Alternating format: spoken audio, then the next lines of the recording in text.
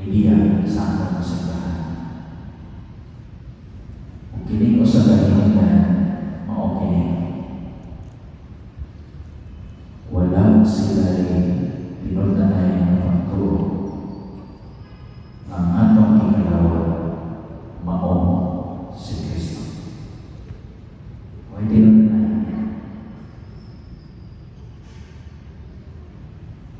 Nagduda sila, dili na si Kristo.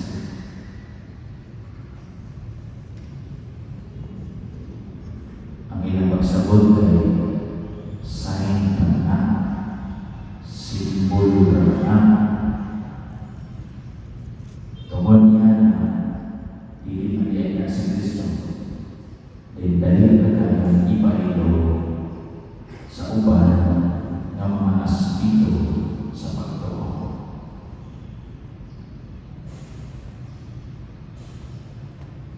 Pero katong mga Romano Katoliko na klaro kayo sa iyang pagtuo ng atong ikalawa ng misa, mao ang unol sa atong Ginoong Kristo.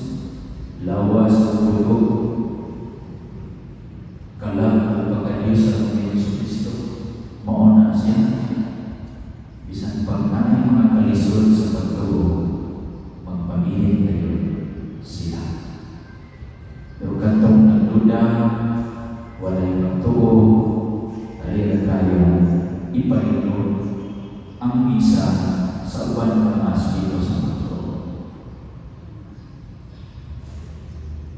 Kita mga kasimbang nanay, ang hinaot ko, klaro sa ato, ang atong ikalawan, uno ni Kristo.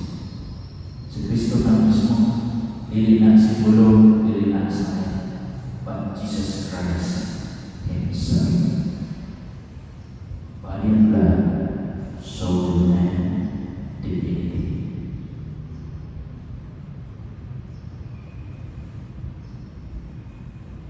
Kung panalitan, ikaw ako, kita na natin, parehas na sa atong nagsuon na kaduda daw, dili na Ginoo.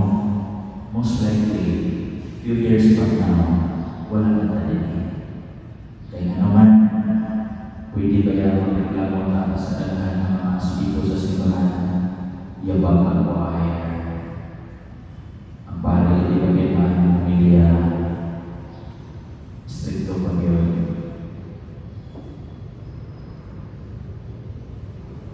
Boring. Muanto ta sa lain na simbahan kaya di ko man live band. Usa ka adlaw ang prinsip.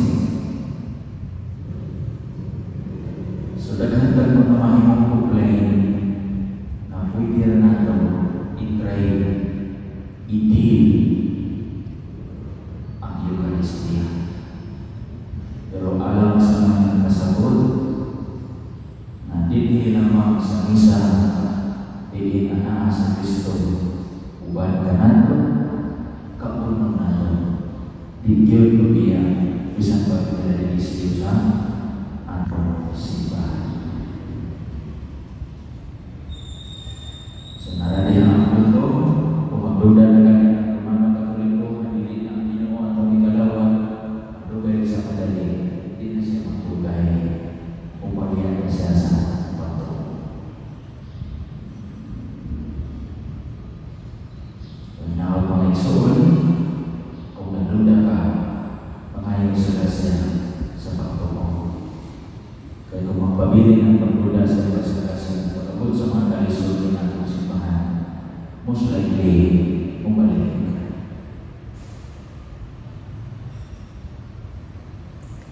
Amen. Asa nga may duda, may grasya sa pagtuo. Ikaduha, ang kinabuhi ni Saulo na nahimong San Pablo, usa ka pagtulunan, ihemplo, example para nato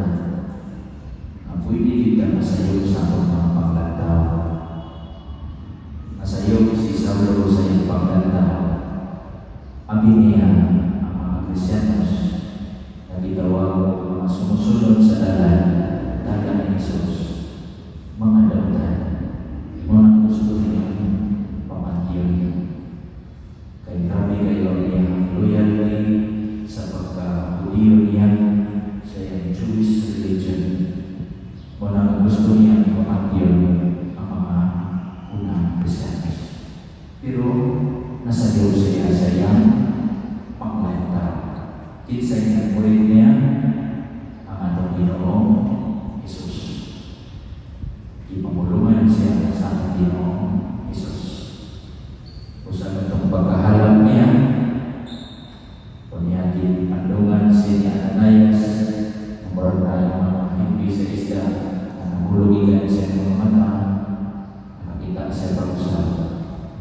Usap ka image na ibago ni Kristo ang iyang sa iyong panglanitaw.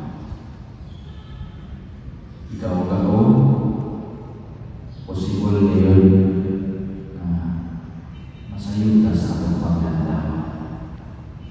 Punta, kung mahulog na ta sa pakayo sa ito ang mga panglanitaw, manakdaw ta sa grasya ni Jesus ang balita na magbago sa atong mga panglantaw. Nayadong panglantaw ang probably insakto, correct, aong sa atong panahon sa una, pero pwede po ang atong panglantaw sa una, dili na siya aong proper o makatabang sa atong panahon karon. Usa niya bulan ang balita ang pulihan sa Ginoo diha sa atong mga pagmamalandong adlaw-adlaw. Perspective in life may change. Pwede ka masayog sa atong mga paglantaw, atong judgment, ang atong vision, ang atong pagbasa, pag-interpret sa mga kalihukan sa pamilya, sa mga kauban sa balay, bisan sa mga silihan. Ang pinatong dautan sila sa makabubong na litso. Punta, kung mapahitabo na sa ito, kay tawag ka, ang importante na ang balita na pagpuhon sa Ginoo. Usapon ang atong panglantaw sa Ginoo. I-openness na usapon ka sa Ginoo. Kulihan,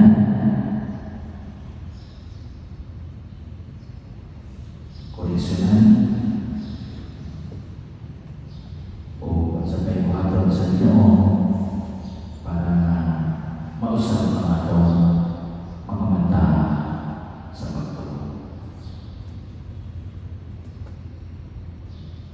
Kung ibalik na ito sa atong Eucharistia, kung imong pagtanaw sa misa karon, simbolo ng lawas niya ang Kristo ng Hostia, simbolo ng sign na pareha sa pagsapot sa mga igsoon ng Protestante, laging ang mga Pilipinista. Pangayog karon sa grasya na usapon ng imong panglantaw, pagsapot.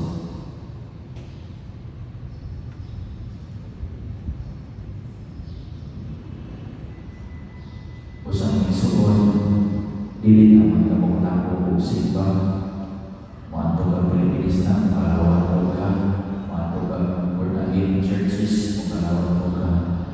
Ang mahitabo yun, kung samot po kaginos ang imong pag-ila, ang atong ikalawan din lawas din sa Ginoo, kay maintikan ka mga punto, sign na malena, simbolo na parehas sa uban ng mga simba.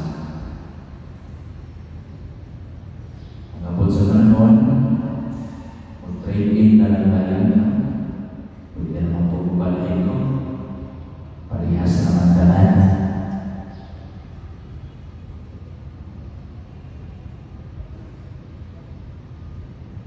Wala na pasapot kasi nagdautan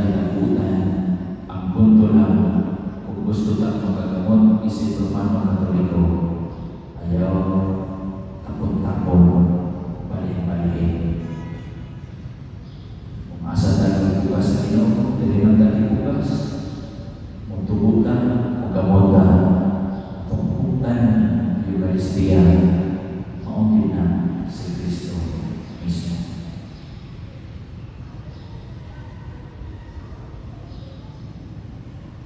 Ang isaon, harapan ko sa kalisod kung ano ang mga experience sa inyong parokya, pero kung klaro sa ato, only in the past, na naang natin sa Kristo, real presence of Jesus Christ. Dili ato ni iba-ilo, bisan mo sa pa.